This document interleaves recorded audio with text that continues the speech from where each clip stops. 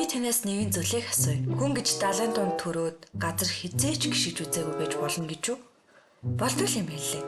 Би өнөөдөр та нартай 1998 онд нээлттэй хийж байсан The Legend of 1900 гэх аюу хөөрхөн зүрхэнд хүрч чадсан кино явж өгч байна. За тэгээд Sub Map, Like Mike гэдэг дараад орж ирээд хаалгаа дотроос нь хач.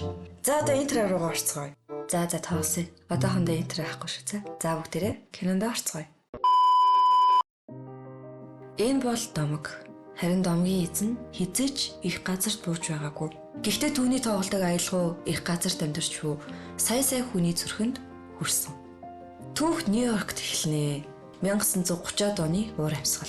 Макс Тони эртээ бүрээч хөгжимчин хөгжмийн дэлгүүрт бүрээгээ хэн дүнээр зарна. Гарахын өмнө Макс өвгнөөс сүүлчийн удаа бүрээгээ тоглохыг хүсэн. Тоглож хузуур өвгөн нэг пянц гарган тоглуулахад Максын тоглож буй аялгаутай сайхан оршин. Энэ үед нэгэн танил аялгаа сонссон Макс өвгнөөс пянзыг хаанаас авсныг нь асуухад би мэдэхгүй. Зүгээр л үнгээ сайхан зүйлүүд байхаар нь нэг хүнээс хямдхан авцсан гэж л хэл. Өвгөн Максаас пянзыг хэрхэн мэддэг талаар асуухад тэр бодолд автан эргэж харахад нэгэн хуучны төгөлдөр хуурыг харав. Энэ бол санамсаргүй учрал биш. Түүний үнэн зогсож буй төгөлдөр хуур түүний амьдралд хамгийн гүн үзий нөлөө үзүүлсэн хүнийг байлаа.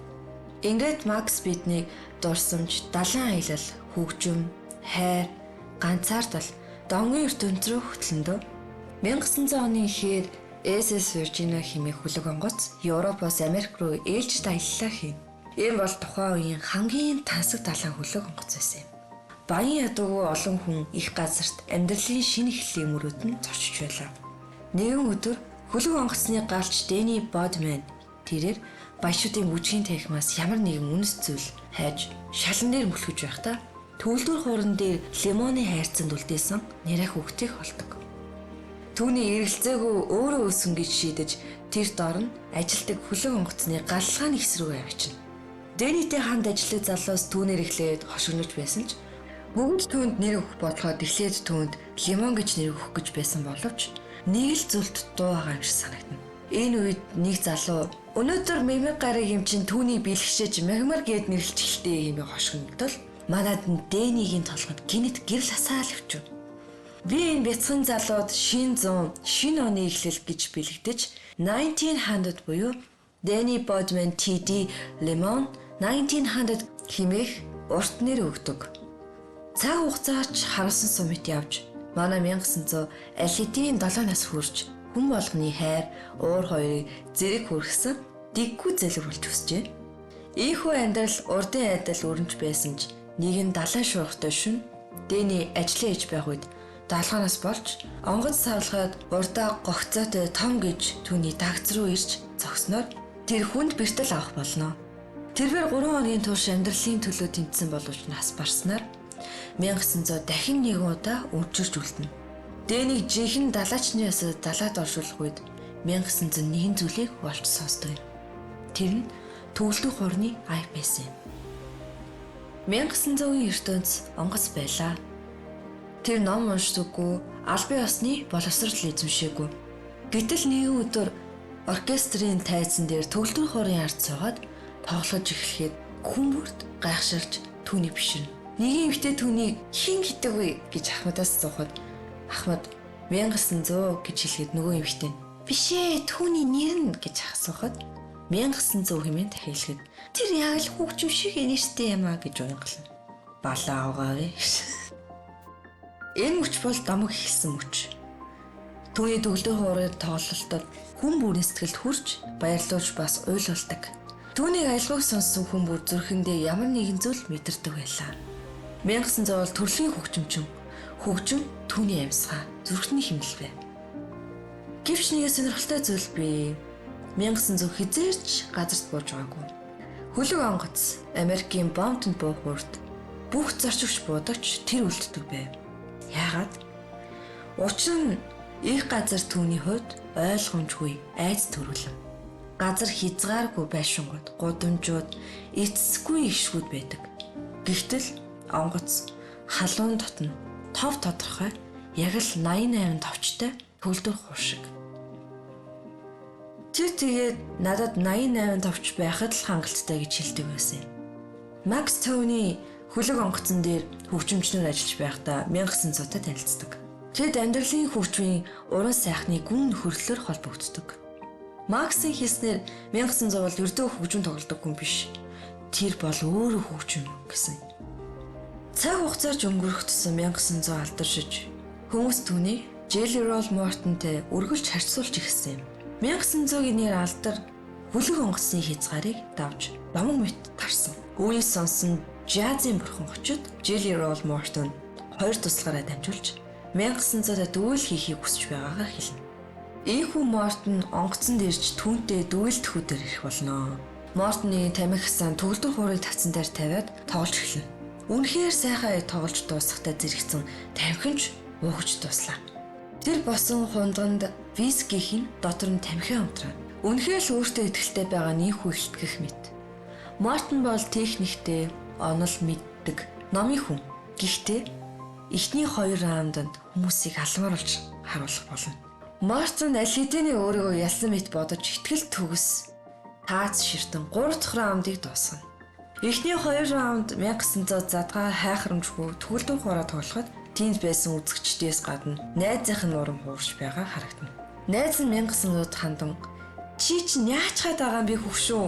Чи хүсвэл түүнийг нэг гараараа ч хожин шүү дээ" хэмээн уурлах болно. Найз нь түүн дээр хамаг мөнгөөрөө бооцоод авчихсан байсан юм лээ. Тэр мөвчүүд 1900 найзаасаа нэг ширхэг тамхи өгөхийг гуйхад найз нь "Чи даддаггүй яах гээд байгаа юм" гэхэд зүгээр өгөхийг хүсэн.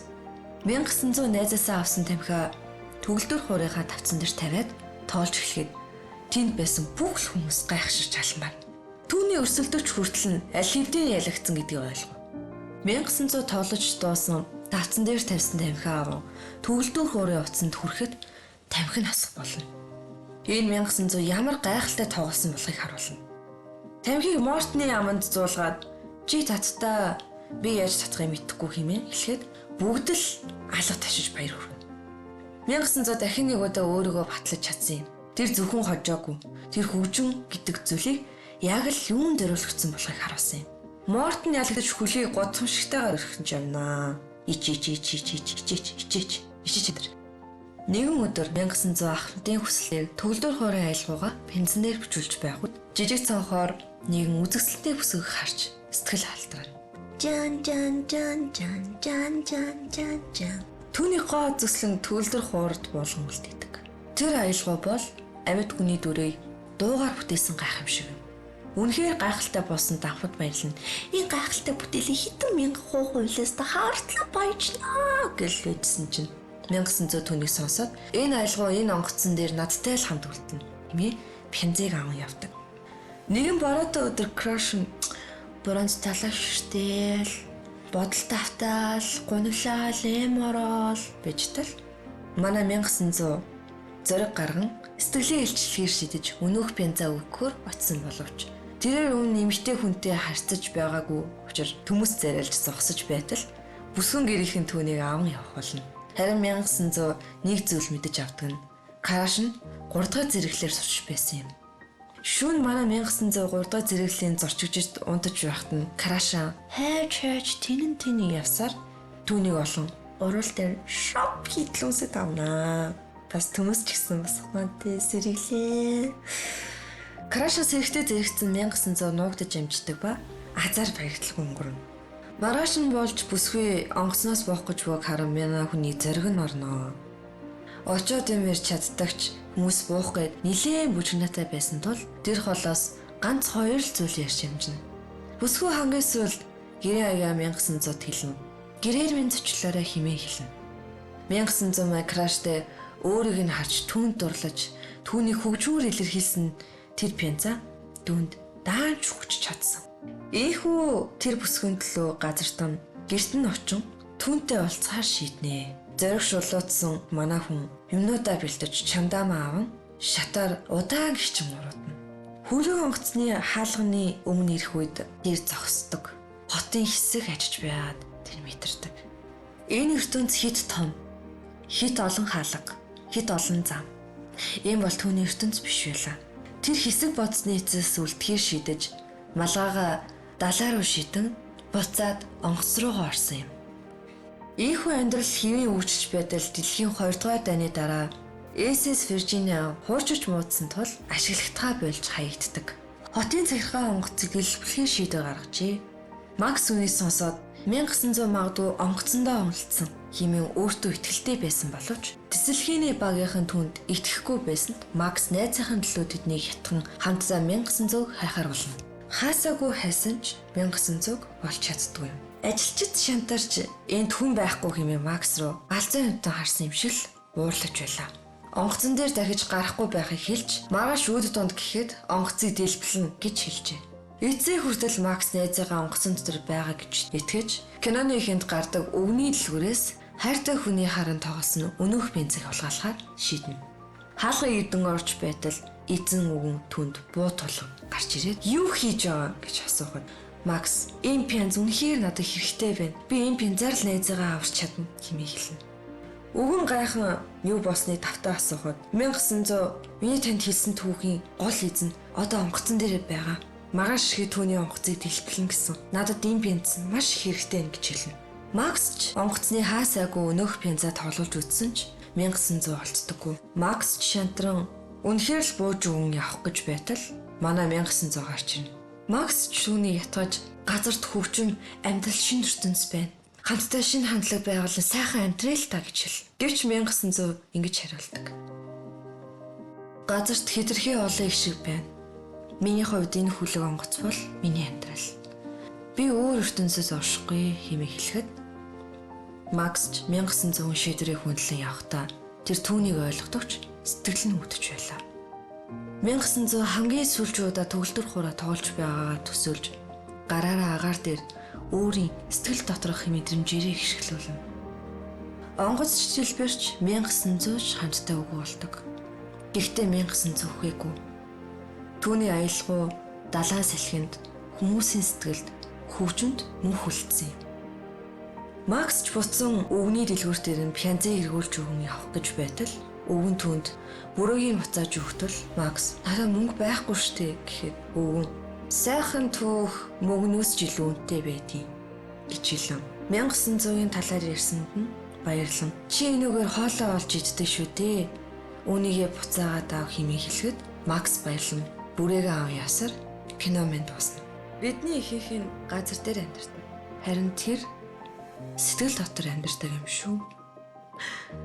Эстэнэ мөн кино үзчихтэй. Йоо. Заримдаа бол энэ киног гэхдээ та бүхэндээ ярьж өгсөндөө би үнэхээр сэтгэл хангалуун байна. Гэтэ нэг л зүйлээ. Бүтнээр нь үзээрэй. Зүгээр фул аудио биш фул мууигээр нь үз. Зүгээр фул мууигээр нь шүү дээ. Чихээ ойлголоо шүү дээ. Эстэнэ юу. За тэгээ энэ удаагийн кино тайлбарыг үзнэ. Та бүхэндээ баярлалаа. Дараагийнхаа бичлэгүүдээр уулзъя. Дардаг өнөдөө дараа хаалга онгоолгоо гаргахаа мартаваа. Яг гарчдаггүй бол надаас төлхөөрийг авч өглөө шүү. Ямар кино үзчихвээ.